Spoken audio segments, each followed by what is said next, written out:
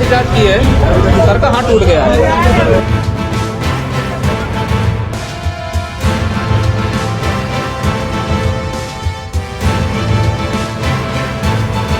इस देश में ऐसा पहली बार नहीं हुआ है, लेकिन 31 जुलाई 2025 को दिल्ली की सड़कों पर जो तस्वीरें दिखाई पड़ी उसने देश की आत्मा को झंझोर कर रख दिया, क्योंकि वो शिक्षक जो लाखों बच्चों को अंधेरे से निकालकर सफलता की रोशनी तक पहुंचाते हैं, वो टीचर्स अपनी मेहनत से स्टूडेंट को सक्सेस की सीढ़ियों तक ले जाते हैं। वो टीचर जिसे अपना कल्चर में अपने माँ बाप से भी बड़ा दर्जा हासिल है, आज वही टीचर अपनी ही सरकार से अपने स्टूडेंट्स की हक के लिए पुलिस की लाठियां एक अपराधी की तरह खा रहे हैं। मैं उस टीचर की बात कर रही हूँ जो शायद से आज मौजूदा हर एक नेताओं से ज्यादा ईमानदार है हमारे समाज के लिए। आज वो अपने बच्चों के हक की लड़ाई के लिए सड़कों पर उतरे, तो बदले में उन्हें सरकार की तरफ से लाठियां मिली, हिरासत मिली है और पुलिस की बदजुबानी सुनने को मिली है। ये कोई गलत तरीके से या किसी को ऐसे बातचीत करना टाइम आप बोल क्या रहे हैं उस बात को थोड़ा। देश के दूसरे शहरों से भी कई टीचर्स अपने स्टूडेंट्स की दिक्कत को सुलझाने के लिए दिल्ली आए हैं और शांति से प्रोटेस्ट भी कर रहे हैं। उन्हीं में से कुछ फेमस चेहरे भी, जैसे हमारी नीतू मैम, संजीव सर, अभिनय शर्मा सर, लेकिन उनकी जो तस्वीरें आई वो बेहद परेशान करने वाली हैं। परेशान इसलिए क्योंकि गुरु अपने छात्रों के हक की बात करने आए थे, जो बात सरकार को खुद चलकर टीचर से करनी थी, स्टूडेंट से करनी थी। लेकिन चंदा दंदा पर टिकी सरकार को क्या समझ कि देश बनाने के लिए टीचर से बड़ा किसी की भागीदारी नहीं हो सकती। मतलब शिक्षक के साथ ये व्यवहार हो रहा है, मुझे समझ में नहीं आ रहा है कि हम जा कहाँ रहे हैं और चाह क्या रहे हैं। नीतू मैम को पकड़ लिया है, अपने सर पता नहीं कहाँ। वहीं दूसरी ओर एक टीचर का टूटा हुआ हाथ दिखाई पड़ा और तब लगा कि ये उस व्यक्ति की चोट नहीं है। अभी पुलिस ने लाठीचार्ज की है, सर का हाथ टूट गया है। ये उस सिस्टम की गूंगी बहरी बर्बरता की पहचान है जो इंसाफ देने से डरती है, और यही डर लाखों करोड़ों स्टूडेंट्स की जिंदगी बर्बाद कर रहा है। अब सवाल उठा कि क्या यही वो भारत की कल्पना है जो हमने की है? क्या इसी तरह हमारा भारत विश्व गुरु बनेगा, जहां गुरु को सजा मिलती है, एक अपराधी की तरह डंडे से मारा जाता है, वो भी सिर्फ इसलिए कि वो अपने बच्चे के लिए आवाज उठा रहे हैं? सच कहें तो ये जख्म सिर्फ शरीर पर नहीं है, हर उस मेहनतकश युवा की उम्मीद पर लगे घाव हैं जो दिन रात मेहनत करके नौकरी की आस लगाए बैठे हैं। जरा सोचिए, हम 4th लार्जेस्ट इकोनॉमी वाले देश से सिर्फ एक साधारण सी नौकरी मांग रहे हैं और वो डंडे दे रहे हैं। ये हर उस माँ बाप की पीड़ा है जो बच्चे को बेहतर कल में देखना चाहते हैं, जो अपनी तरह मुश्किल भरी अपने बच्चों की जिंदगी भूल कर भी नहीं सोच सकते। और इसलिए मेरा मानना है कि ये सिर्फ एक प्रोटेस्ट नहीं है, बल्कि उस सिस्टम के खिलाफ एक चीख है जो ट्रांसपेरेंसी का दावा तो करती है लेकिन सवालों से भागती है। जब टीचर्स एंड स्टूडेंट्स दोनों सड़कों पर हों और उनके हिस्से में लाठी आए, तो समझिए सवाल सिर्फ परीक्षा का नहीं रहता, फिर सवाल पूरे सिस्टम से उठता है। कैसा लोकतांत्रिक देश है जहां पर न्याय मांगना गुनाह है? सिर्फ वोट देने का अधिकार ही किसी भी देश को डेमोक्रेसी का टाइटल नहीं देता। प्रोटेस्ट की आजादी भी आपका राइट है और सरकार का काम है कि प्रोटेस्टर्स की हिफाजत हो, उनके दिक्कतें सुने और हल करें, ना कि उन पर बल प्रयोग करें। जब टीचर्स एंड स्टूडेंट्स दोनों इंसाफ की मांग करते लहूलुहान हो, तो लड़ाई सिर्फ उनकी नहीं होती है, बल्कि इस स्थिति में लड़ाई पूरे देश की हो जाती है। और इसलिए एसएससी सीजीएल विवाद पर जब उम्मीदें टूटी, तो हमें लगा कि आइए इनका साथ दें, इन्हें हम भी खुलकर सपोर्ट करें और जो इनका हक है वो इन्हें जरूर मिले, एक बेहतर भविष्य जो कि ये डिजर्व करते हैं। एसएससी सीजीएल का विवाद क्या है वो आपको समझाते हैं। दरअसल एसएससी यानी स्टाफ सिलेक्शन कमीशन की सीजीएल परीक्षा हर साल करोड़ों युवाओं के लिए सरकारी नौकरी की उम्मीद लेकर आती है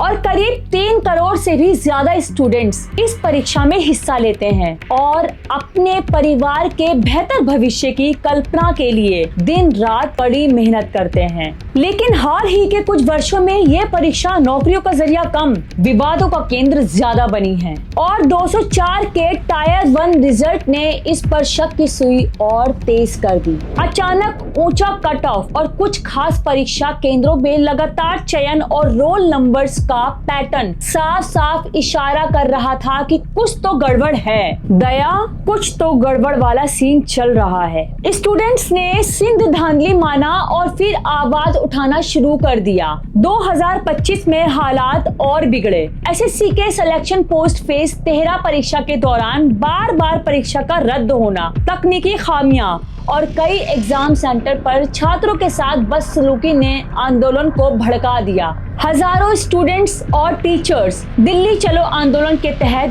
दिल्ली के जंतर मंतर और कई और इलाकों में प्रदर्शन करने पहुंचे। ये लोग न्याय की मांग कर रहे थे, लेकिन इस न्याय की मांग के बीच में इन्हें लाठियां, गिरफ्तारी, बदसलूकी और इनके गुरुओं की पिटाई को देखना पड़ा।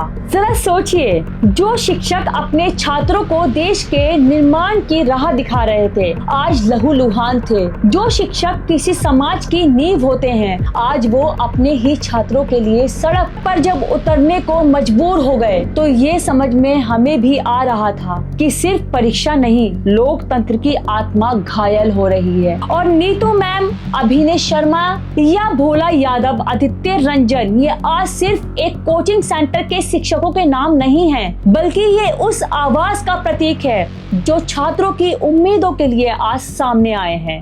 एक टीचर ने जब पुलिस वाले से पूछा कि आप सवालों से इतना डरते क्यों हैं, तो पुलिस वाले ने कहा, वर्दी पहनोगे समझ में आएगा। तभी टीचर ने कहा, पहनी तो उतार दी। बोला, मर्द होते तो पहने रहते। टाइम आप बोल क्या रहे हैं, उस बात पे थोड़ा सेंसिबल रहिए। भाई हम किससे बात कर रहे हैं? इस तरह के शब्दों का चयन, शिक्षक को लेकर मर्दानगी का जिक्र करना समझ नहीं आ रहा है कि किसे बचाया जा रहा है और किसे छिपाया जा रहा है। क्योंकि हक की बात करना कहां से गलत हो जाता है। वो पुलिस वाला भी जो नौकरी कर रहा है, उसे भी कभी किसी ने पढ़ाया होगा, और क्या बात रखने के लिए भी डंडा पड़ेगा। ये सब देखकर वो ब्रिटिश राज वाला भारतीय पुलिस की याद आ गई, जो गलत सरकार के लिए अपने ही फ्रीडम फाइटर्स पर गोलियां चलाते थे। वहीं शिक्षकों का ये आरोप है कि एसएससी ने जिस एडिक्विटी नामक कंपनी को परीक्षा आयोजन की जिम्मेदारी दी, वो पहले से ही तकनीकी खामियां और गड़बड़ियों के आरोप से घिरी है। फिर क्या मजबूरी है कि बार बार उसी कंपनी को जिम्मेदारी देना पड़ रहा है, या इसमें सरकार का कोई राज छिपा है? समझना आसान है। क्या ये सिर्फ एक महज लापरवाही है या कुछ और? क्या ये सुनियोजित खेल नहीं है जिसमें छात्रों के भविष्य को दांव पर लगाया जा रहा है और साथ में भारत के भविष्य से भी खेला जा रहा है? लाखों युवा हर साल मेहनत करते हैं, सालों का संघर्ष होता है, उनके परिवारों की उम्मीदें होती हैं, एक बेहतर समाज की उम्मीदें होती हैं। मेरा खुद का एक दोस्त जो प्रयागराज में रहता है, उसका एग्जाम सेंटर उसके घर से 557 किलोमीटर दूर था, वो भी तब जब कुंभ चल रहा था और लाखों लोग ट्रेन में कुंभ मेले में आ रहे थे। उस वक्त उसी भीड़ में एक स्टूडेंट को ठूस दिया गया। क्या उस हालत में वो मेंटली फिट हो सकता है, एग्जाम दे सकता है? और दूसरा, मेरा जानने वाला एक दोस्त जो मेरा भाई से कम नहीं है, उसे दिल्ली प्रोटेस्ट में पुलिस ने लाठी मारी। क्या सिस्टम हमारे बिना चलेगा? सरकार हमारे बिना कुछ है? पुलिस हमारे बिना कुछ है? क्या ये सब कुछ एक ऐसी कंपनी के भरोसे छोड़ देना ठीक है जिसकी साख पहले से ही सवाल के दायरे में है? स्टूडेंट कई मांग कर रहे हैं। एसएससी सीजीएल स्टूडेंट्स ने अपनी मांगों को स्पष्ट किया। ये मांगे न केवल उनके हक की लड़ाई थी, बल्कि एक पारदर्शी और निष्पक्ष व्यवस्था की स्थापना की तरफ इशारा कर रही है। स्टूडेंट्स की पहली मांग है एजुकेशन पर प्रतिबंध। इस कंपनी की तकनीकी अक्षमता और संदिग्ध भूमि के चलते छात्र कह रहे हैं कि इसे परीक्षा आयोजन से हटाया जाए। दूसरा, परीक्षा और परिणाम की तारीखें तय हो। यूपीएससी की तरह वो भी कह रहे हैं कि एसएससी भी एक निश्चित कैलेंडर जारी करे जिसमें परीक्षा और परिणाम की तारीखें शामिल हों। तीसरा, पारदर्शी नॉर्मलाइजेशन प्रक्रिया। नॉर्मलाइजेशन प्रक्रिया में ट्रांसपेरेंसी हो ताकि अभ्यर्थी को शक ना रहे। एंड चौथा, परीक्षा का उत्तर उचित हो, प्रश्न पत्र में गलतियां ना हो और एक ही सवाल अलग अलग पालियों में ना पूछा जाए, जो कि बिल्कुल सही है। अब बताइए क्या चल रहा है ये। पांचवा, नियुक्ति में तेजी, भर्ती प्रक्रिया पूरी होने के बाद नियुक्ति तुरंत हो, ना कि पुरानी भर्तियों के कारण रुकी रहे। छठा, वेटिंग लिस्ट, चयनित अभ्यर्थियों के बाद वेटिंग लिस्ट जारी की जाए। सातवां, परीक्षा केंद्रों की सुगमता, केंद्र दूर दराज या पहुंच से बाहर ना हो, क्योंकि अपने ही घर से एग्जाम सेंटर 600 किलोमीटर से 1000 किलोमीटर दूर का कोई सेंस नहीं बनता। फोर्थ लार्जेस्ट इकोनॉमी का हवा जो सरकार हर रोज बनाती है, वो स्टूडेंट्स के सिटीज में ही एग्जाम सेंटर भी बना सकती है। ये 100 स्मार्ट सिटीज से ज्यादा आसान है। और आठवां, ट्रांसपोर्ट और बुनियादी सुविधाएं उपलब्ध हों। इसके अलावा प्रशिक्षित स्टाफ की मांग है। निष्पक्षता के साथ ही केंद्रों पर प्रशिक्षित कर्मचारी हों। इसके अलावा किसी भी स्टूडेंट के साथ मिसबिहेव ना किया जाए। एंड नोवा, तकनीकी खामियों का अंत हो। सर्वर स्लो, सिस्टम हैंग होने जैसी गहरी समस्याएं जो हैं वो खत्म कर दी जाएं। अब ये कोई असंभव मांगे नहीं है और ना ही कोई ऐसी नाजायज मांगे हैं। ये एक ऐसी व्यवस्था की मांग है जो निष्पक्ष, पारदर्शी और अभ्यर्थी के प्रति जवाबदेह हो। हर कुछ सवालों में जब एसएससी का नाम बार बार विवादों में आता है, धांधली के जरिए, पेपर लीक के जरिए अभ्यर्थियों का भरोसा टूटता है, तो फिर ये मांगे नाजायज नहीं लगती।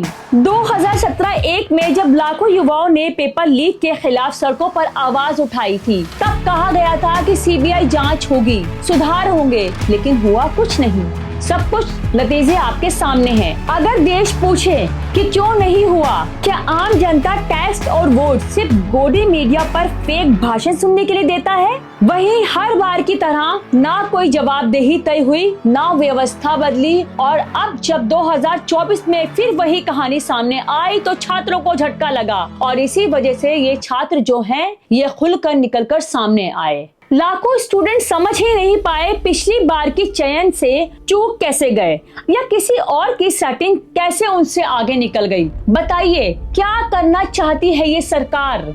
अब जाकर 2025 में हालात बेकाबू हो गया। स्टूडेंट का सब्र का बांध टूट गया। स्टूडेंट फिर परेशान हैं और इसी वजह से जब तकनीकी खराबियां नहीं कम हो रही, परीक्षा केंद्रों पर बद इंतजामिया नहीं रुक रही, छात्रों का भरोसा टूट रहा है, तब मोस्टली छात्र शिक्षकों के साथ सड़कों पर उतरे हैं।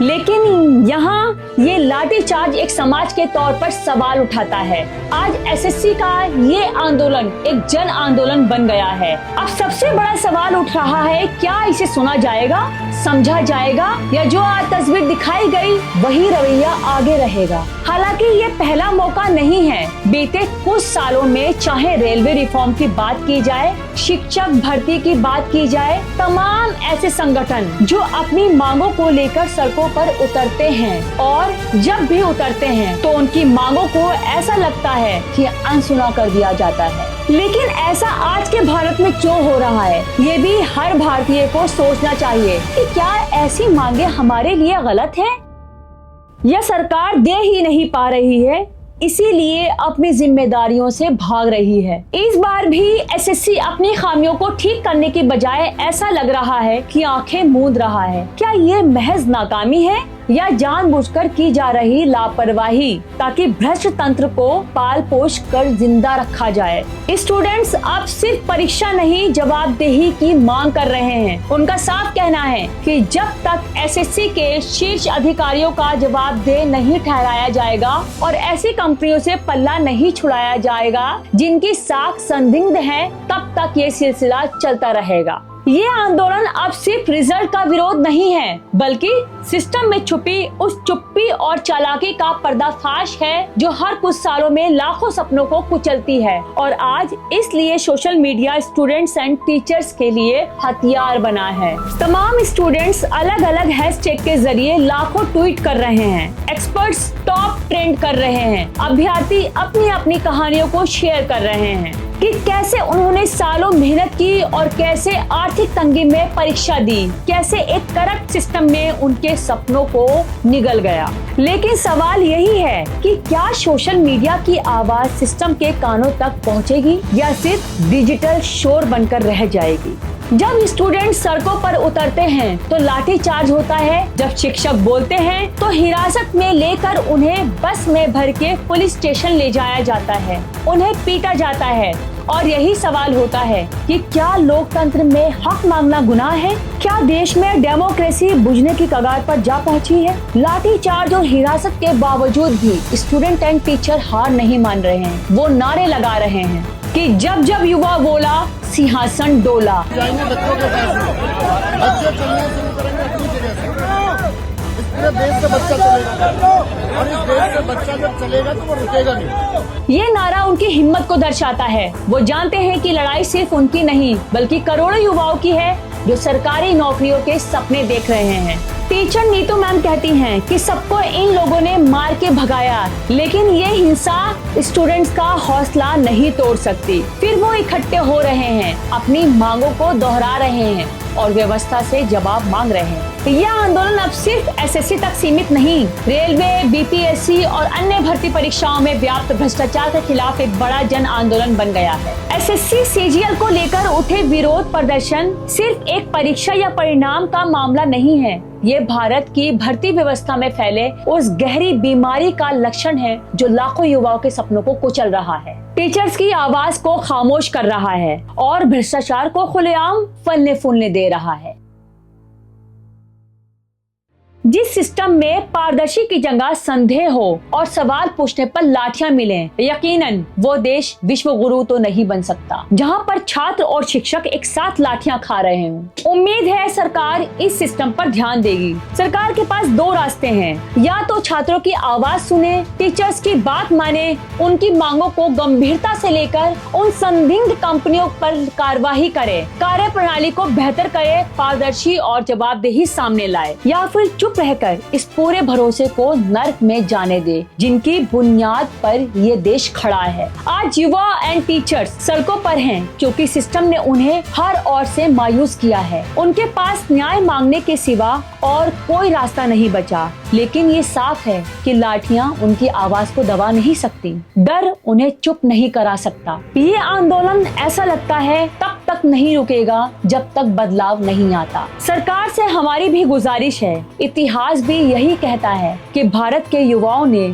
जब भी अन्याय के खिलाफ आवाज उठाई है तब पूरी व्यवस्था हिल गई है। बेहतर है कि भारत के करोड़ों छात्रों की अलग अलग विषयों को लेकर जो चिंता है उसे अनसुना ना किया जाए, उसे सुना जाए, नहीं तो कहीं ऐसा ना हो कि इतिहास फिर से खुद को दोहरा जाए। आखिर में इसी उम्मीद के साथ हम भी उम्मीद करते हैं कि स्टूडेंट एंड टीचर्स की ये चीख सरकार के कानों तक जरूर पहुंचेगी जो अभी तक नहीं पहुंच सकी है। यह सरकार सुन के भी अनसुना कर रही है और इन सभी स्टूडेंट्स एंड टीचर्स को हमारा भी समर्थन है। बदलाव जरूर आएगा। जय हिंद दोस्तों।